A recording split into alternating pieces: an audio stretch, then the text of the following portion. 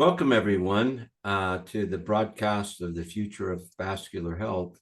Again, my guest for this podcast is Dr. Hans Vink, and today we'll be continuing our discussion on COVID-19 and how it relates to the breakdown of the glycocalyx and the implications that happen as that happens. And so one of the good things that we've been involved in is we've placed glycocheck units around the world now in close to 200 academic research hospitals. We have a lot of people that we collaborate with on research. And so it was easy for us to pivot during COVID on some of the studies we were in because hospitals became inundated with COVID patients. And Hans and I believed immediately that the virus would have a significant impact on the glycocalyx, thus leading to a whole cascade of health problems. And so as we talked with some of our partners, they were interested also in understanding what happened. And so today we're going to show you the information that we have that we've collected over the last 4 or 5 years since COVID, I guess really 3 or 4 years since COVID came to be. And we have the results of studies that we've done with our therapeutic ReVasca and its compounds on how it helps those patients that have potentially COVID and long COVID. So with that, I'm going to turn it over to Hans to get started today. And then I'll just pause or just interrupt as I usually do and ask questions that I think might be pertinent for our audience. So Hans, Yes, take it away. please do, Bob. Thank you. Today I want to continue on our discussion that we started last week on the impact of COVID and the infections people got of the COVID-19 virus, how to damage their glycocalyx and their vascular health. And also what's very exciting today, the paper that we have referred to on the clinical trial that we were collaborating with a group in Greece, Ignatios Economidis, treating COVID patients for 4 months with the glycocalyx supplement, got published and accepted. So I'm going to show at the end of today's webinar some of the really new images that got released today on the impact of the supplement on vascular health in the COVID patients. But first, I want to go back a little bit and summarize in 2 slides or 3 slides what we discussed last week. So last week we discussed that the COVID-19 virus enters your body in the lungs and then binds to receptors on the cell surface called ACE, angiotensin converting enzyme 2, which is a protein expressed on the surface of many cells that line surfaces like epithelial cells and endothelial cells. And then when they are binding to the COVID virus binds to this receptor, it can enter the cells in different tissues and cause damage. So we discussed how that damages the vasculature and causes heart issues. And one of the striking data was Hans, can you go back to that slide just 1 sec? Let me ask you a question. Sure. So these ACE2 expressions that you're talking about actually are possible to happen in all the places that you've got listed as in the body and the organs. Yeah, so this is just an overview of this slide in which of your organ systems the ACE2 protein or acted as a receptor for the COVID-19 virus. Well, it was never designed to do that, but it did. So yeah, all over your body, in your nervous system, in your upper airways, the vasculature and the heart as discussed, so the lungs, your liver, your gut, your kidneys, your eyes, pretty much all of your major organ systems in your body express that ACE2 protein. So that allowed the virus, when it got close to those organs, to bind to the surface and enter those organs and cause a lot of damage. So I think that's important today as we discussed, because that played a big role not only in how people felt and how they recovered when they had COVID, but it's also probably manifest in what people now call long COVID and the continuing effects because of the damage that might have occurred in all these organ systems. Yeah, it's clear that many people, even years after the initial infection, suffer from complications of the COVID infection. And still a lot of studies ongoing, what kind of damage there is and how we can potentially help these people to improve their health and their organ functions. Yeah, okay, thank you.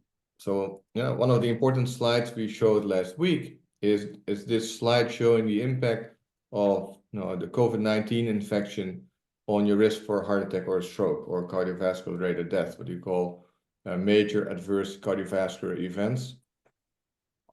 And on the bottom it shows compared to healthy people that didn't get the COVID-19 virus. If you did get infected and had to go to the hospital, so this is about hospitalized COVID-19 patients, there's an increase of almost sixfold in your risk of a heart attack or a stroke.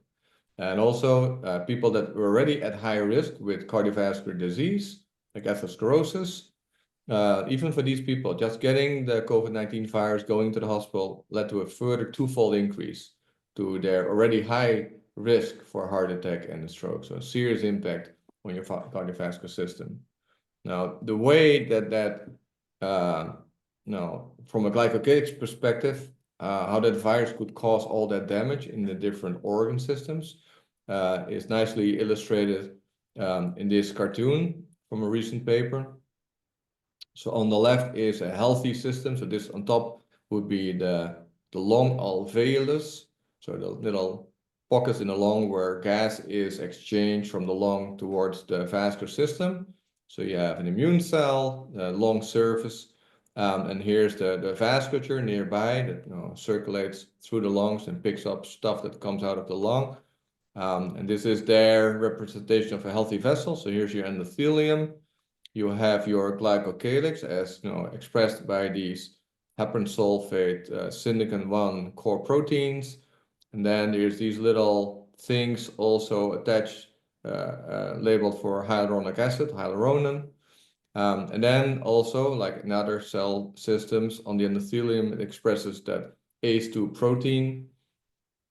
And then you have your circulating cells, the blood cells, and the immune cells that on the left, in a healthy individual without an infection, those immune cells are not activated and just circulating and not shedding all kinds of bad inflammatory molecules into your bloodstream. Now, on the right-hand side, it shows one of those long alveoli, which you inhaled the COVID virus. And then that virus binds to the cell surface, but also activates the immune cells. And then these immune cells, they release all kinds of inflammatory cytokines, so little molecules that are shed by immune cells into your bloodstream or other tissues where those macrophages are. And that triggers a whole cascade of inflammatory responses that initially are designed to take care of an infection like the bacteria or a virus. But if that becomes excessive, then that immune response can cause a lot of additional damage. So when that happens in the lung, not only it releases a lot of those cytokines, there's a lot of fluid buildup also in the lung. And a lot of that fluid, a lot of that inflammatory proteins leaks out of the lung and also enters the vascular space. So on the right-hand side is their depiction of an activated or an inflamed vascular system. So they show that these glycocalyx syndecan 1 of heparan sulfate proteoglycans are cleaved or cut off of the endothelium and start circulating. So you have this marker for cleaved syndecan. So those are damage markers for damaged glycocalyx. You see these immune cells are now highly activated. All kinds of stuff is released from these immune cells, cytokines like TNF-alpha, IL-6, IL-8, and also there's an increased concentration of enzymes that cause a lot of oxidative stress, myeloperoxidase, MPO, or matrix metalloproteinases, all enzymes that cause increased oxidative stress. So, could interrupt you. So this is very interesting. Their cartoon is very similar to the cartoons we use where we show the glycocalyx. You can see it on either side in the healthy with those little green antennas sticking into the like here. right through on either side. And then you can also see that the one cell thick endothelium is tight and it's not inflamed, it's healthy. But then as soon as you see the damage that starts to happen with the COVID virus that you're talking about, then you see that it becomes leaky and starts to, so now those endothelial cells are separated. So it's very much like what happens in cardiovascular disease. This is just starting in the lungs and then leaking into the vascular system. And then that's spread throughout the entire body because the vascular system and microvascular system is a complete circulating organ. So I assume that's all got to be circulating in your blood at that point. Yeah, that goes everywhere. All your organs, you know, have a very high density of blood vessels. So this is systemic. So it travels through close to every cell in your body.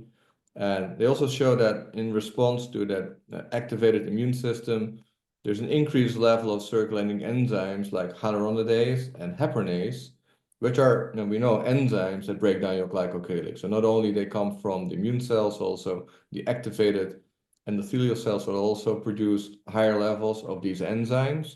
And as you pointed out correctly, Bob, these activated endothelial cells, they change their shape. If you can see between left and right hand side. There's also more gaps between the endothelium when they're activated and they shed the glycocalyx. So a lot of fluid and larger proteins can now start leaking across these endothelial cells when the COVID virus activation triggers that damage of your glycocalyx. Right. So I want people to keep this slide in mind when we get to the point in the presentation where we talk about so what do we do about it or how do we fix it? Because there's some very important things that are in the ReVasca formula that are designed to counteract and I guess help this damage that's started or happening, but more importantly, also to prevent it from happening in the first place. Yeah, and they also show on the lower right in the little box, how they see the glycocalyx damage happening. So they refer to these enzymes, hyaluronidase and heparinase. Right. They call them shedases, so they call shedding of your glycocalyx. And this is their representation of a healthy glycocalyx with a core syndican 1 core protein for the heparin sulfates and the heparin sulfate polysaccharide chains on the side. And also here's the hyaluronan meshed into that matrix of heparin sulfates. And then the shedases break down that glycocalyx, so circulating levels of syndican and circulating levels of that hyaluronic acid glycosaminoglycans. Right. So I think it's really important that this cartoon that you showed this because it actually shows physically why this was so damaging and why it was a systemic assault and why it's affected people across multiple organs. Yeah, that's correct. So last week already, I showed a little bit of data about patients that were hospitalized with COVID-19. Right. High these levels of circulating glycocalyx breakdown products, so syndican 1 and hyaluronan were. So just to refresh your memory, that those are the images on the lower right. People with COVID, the really sick patients, the level of circulating syndican and the glycocalyx breakdown product was very high. Same for the circulating levels of hyaluronic acid. And then in the same patients, we did measure with glycocheck also some other parameters. So we showed a lot of loss of their capillaries. And I'll show you in another study in a few slides that not only sublingual people could demonstrate loss of a lot of your capillaries. And we always say it's systemic. So it's good to see that there's another study that looks specifically in the eye and then correlating your glycocheck measurements sublingual with loss of capillary blood volume perfusion in the eye. And also together with the loss of capillaries, there was a lot of glycocalyx damage consistent with those high circulating levels of those glycocalyx breakdown products. Yeah, so I think it's important for our audience to remember and understand that not only is the glycocheck a tool to measure sublingually, and we can see what's happening, but we also validate that by when we take a look at the blood and we can see the shedding of those glycocalyx molecules or the structure, it actually gets shedded or cut off or removed, and then it's floating in the blood, and that's what you're able to measure here. And it gives us a really, I guess, correlated idea, and it correlates to what we see in the loss of capillaries that we're interested in, which is the 4, 5, and 6. And then it also shows a higher level of PBR score, which means they have the thinner glycocalyx because we're seeing it shed into the blood, and the glycocheck picks that up. Yeah, and so last week we talked mostly about people that got really sick and had to go to the hospital. It's obvious Right. that these levels were very high. Today I want to shift gears a little bit to show that similar changes and circulating levels of those glycocalyx breakdown products and vascular damage like loss of capillary density also are very pronounced for up to 2 years in people that only had mild COVID and didn't have to go to the hospital and recovered after a few weeks of the COVID infection, but still a long time after show these signs of glycocalyx damage. So this is another study published by that group in Münster in Germany that we collaborate with a lot. So this is again showing increased levels of circulating syndican, glycocalyx breakdown product as a result of the COVID infection. So on the left was those patients that had to go to the hospital. And on the right are the low levels that you find typically in healthy individuals. Then in the center are significantly elevated levels of plasma syndican levels in what we call convalescent patients. So those patients with very mild signs of the COVID infection, just stayed at home, didn't have to go to the hospital, and recovered shortly after a few days or weeks.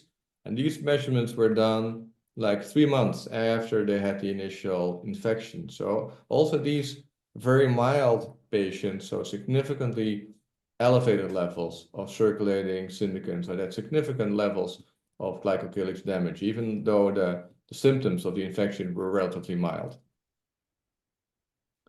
Now, if we look at these circulating syndicant levels, we can see if they correlate indeed with other markers in the blood that are indicative of levels of inflammation, like I discussed in that cartoon. So that's shown in this slide. So these 4 panels all show correlations between circulating levels of syndican 1 and then compared with other circulating levels that are a measure for inflammation or organ damage or leakiness of your blood vessels.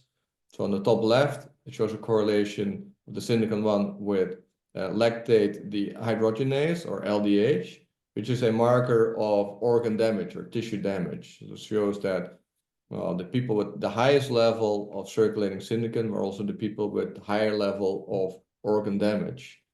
Well, the bottom 2 panels shows correlations between syndican and CRP or C-reactive protein and IL-6, which are 2 inflammatory markers.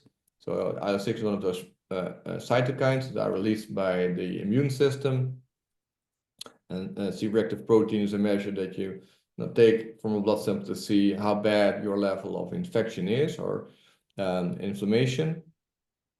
And also show, as expected, positive relationships. So the ones with the highest levels of the inflammatory markers are also the ones with highest level of glycocalyx damage and breakdown in circulating glycocalyx breakdown products. On the top right, it shows your plasma levels of that big protein albumin. So also, as we discussed in the previous presentation on kidney disease, albumin levels should be high in your plasma. It's important to have high albumin levels for many functions. One of the functions is to prevent fluid to leak out of your vascular system. So the albumin molecule has a high osmotic force that pulls in fluid from your tissues back into your vascular space.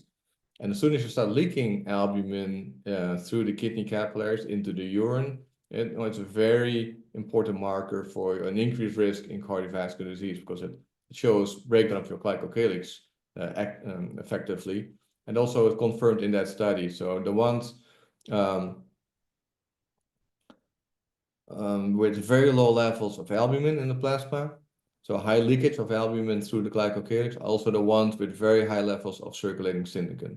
So the ones with high level of glycocalyx damage are the ones that lose a lot of their albumin protein from the blood into urine and into other tissues. So did I just to be sure, did you mention something about immune response also on this slide or no?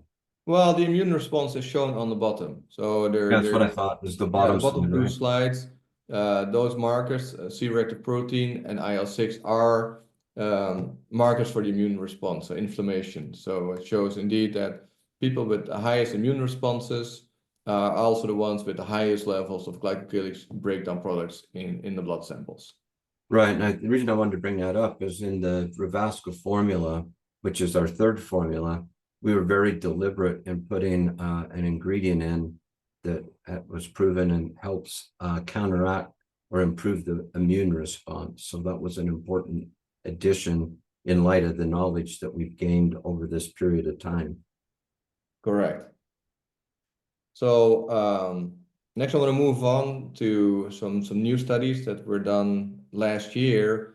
In addition to studies on the impact of COVID on glycocalyx in blood vessels in the heart, also a study came out of looking at blood vessels in the eye and to see how our glycogen measurements correlate with vascular damage and functional damage in the eyes of patients that were infected by COVID.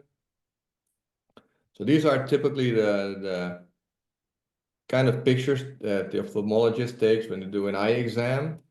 So this is the retina tissues in the back of the eye where there's a lot of the cells that detect the light that comes into the eye. What they did in this study, they injected a dye called indocyanine green, which is a fluorescent dye. And then when it's in the vessels and you look with a certain camera into the eye, you can actually see the blood vessels where all the dye is, and the dye binds to large proteins, so it should stay inside your blood vessels and not leak out. And if they leak out, there must be significant damage to your blood vessels and permeability of a lot of large molecules that can leak out of the blood vessels into the retinal tissue. And we know that's a bad sign because if there's proteins and fluid leaking out of your blood vessels onto the retinal tissue, it will damage the photosensitive cells in the retina, and it will cause a lot of damage to your sight and can cause all kinds of eye issues.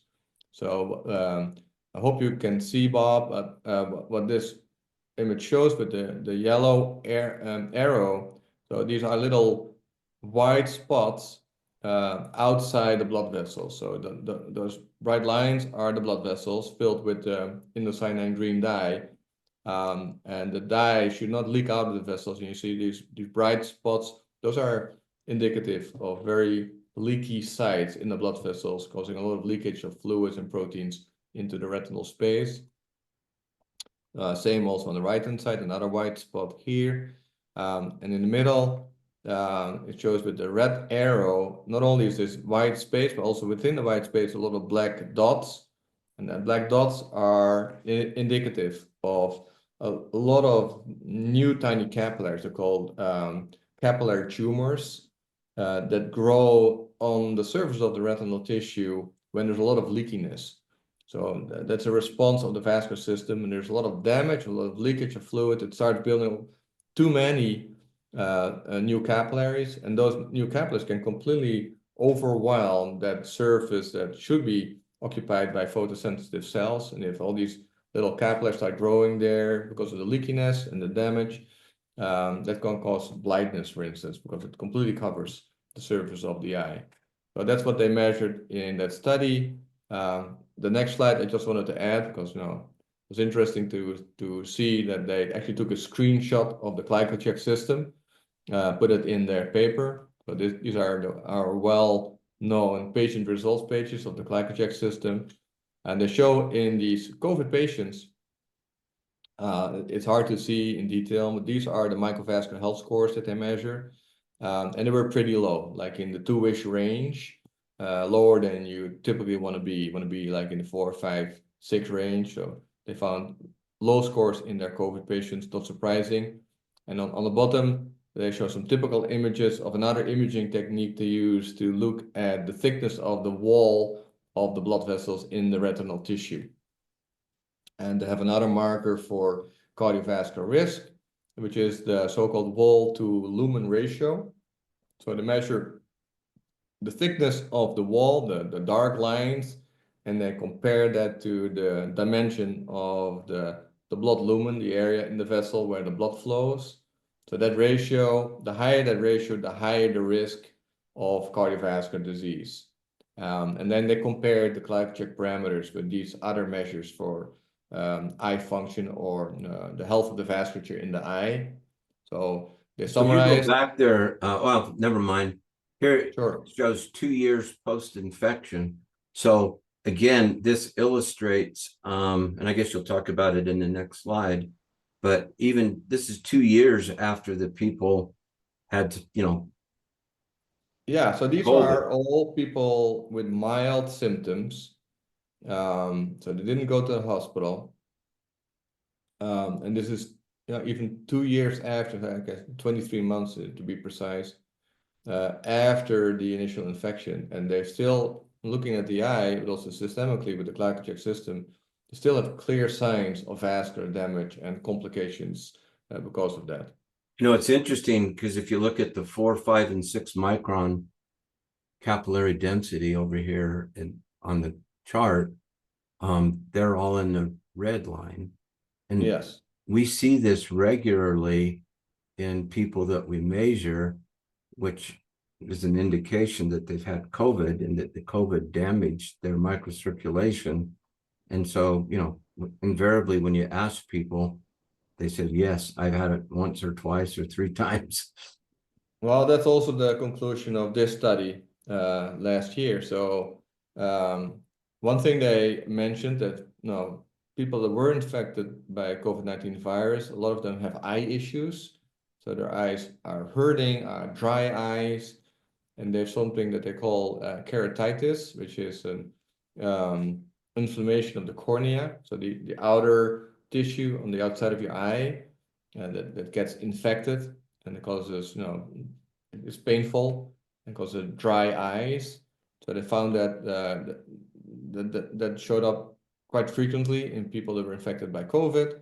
And also, what's interesting, they found a very strong correlation between the PBR values, our measure for glycocalyx damage as measured with the glycocalyx system, and the presence of what they call the superficial punctate keratitis, so that corneal inflammation. So it's not surprising.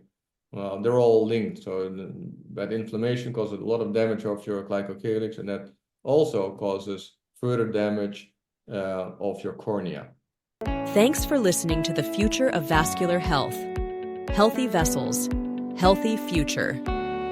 If you're ready to take charge of your health, it's time to check out ReVasca. This powerful supplement is designed to protect your glycocalyx, the microscopic layer that keeps your blood vessels healthy and strong. ReVasca can help support your heart health, improve circulation, and even reduce high blood pressure.